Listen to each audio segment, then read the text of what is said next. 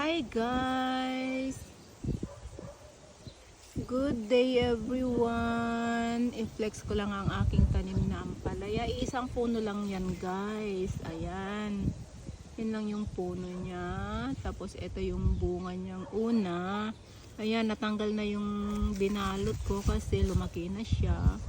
Tapos ito naman isinabit ko kasi bagsak sa baba. Kaya sinabit ko na lang siya dito. Lumabas na rin siya. Yung isa din, ayan. Tapos may bunga pa siya dyan. Hindi ko pa nabalutan. Saka mayroon pang isa dito. Ayan guys. Tapos mayroon pa doon. Ayan ang isang puno kong ampalaya. Ayan. Saka mayroon pang hindi nabalutan.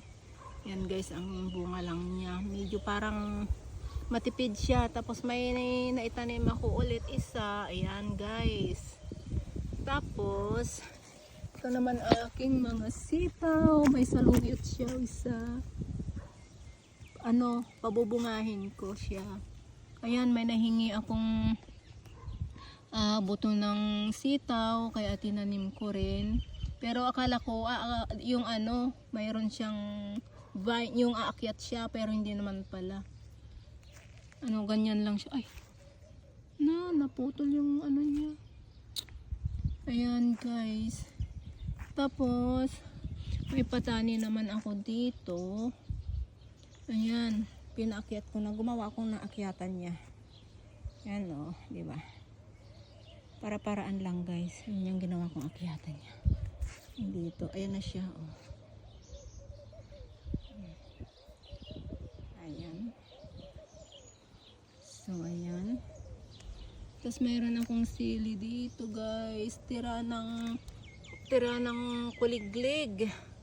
Ayan guys, malaki na dapat yan. Pero kinain ng kuliglig yung ugat. Pero may natira kaya dinilagan ko lang ng dililigan. Kaya ayan, nabuhay. Ito din dapat malaki na rin to.